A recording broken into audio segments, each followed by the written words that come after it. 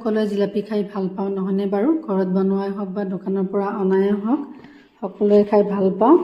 আজি আহকচোন অন্য এটা মিঠাই ৰেচিপি আনিছোঁ আপোনালোকৰ মাজলৈ। এতিয়া মই পনীৰ লৈছিলোঁ, পনীৰখিনি সৰু সৰুকৈ কাটিলোঁ, আটাইখিনি এয়া কাটি লোৱা হৈয়ে গ'ল।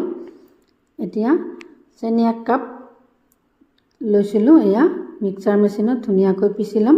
এয়া পিচি লোৱা হৈয়ে গ'ল। পনীৰখিনিও মই ধুনীয়াকৈ গুড়ি কৰি ল'ম। আটাইখিনি এয়া ভৰাই ল'লোঁ আটাইখিনি, আৰু এয়া গুড়ি কৰি লোৱাও হৈয়ে গ'ল। এতিয়া কাজু, খিচমিচ, নাৰিকল লৈ লৈছিলোঁ। এতিয়া অকণমান ঘি দি আটাইখিনি মই ভাজি ল'ম। এনেদৰে কিছু সময় লৰাই দিয়াৰ পিছতে হৈয়ে গ'ল। এয়া মই আটাখিনি ৰেডি কৰি ল'লোঁ। এতিয়া অন্য এখন কেৰাহীত এচামুচ ঘি দিলোঁ, লগতে পিচি লোৱা বা গুড়ি কৰি লোৱা পনীৰখিনি ইয়াতে কেৰাহীত দি ল'লোঁ, আৰু 4 চামুচ ডাঙৰকৈ চেনিও দিলোঁ।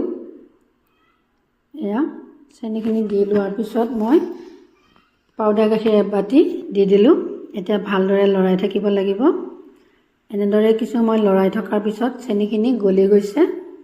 চেনিখিনি গলি যোৱাৰ পিছত এয়া খুব ধুনীয়া মিহি অৱস্থাত দেখা গৈছে। এয়া এনেদৰে মিহি হোৱাৰ পিছত গোট মাৰিলে, গোট মৰাৰ পিছত এয়া আমাৰ হৈয়ে গ'ল।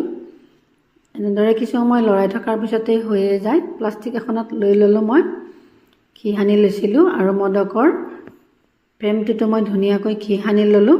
এয়া দি ল'লোঁ, মাজত নাৰিকল দি লৈ ওপৰতো আকৌ দি লৈ ধুনীয়াকৈ হৈয়ে গ'ল।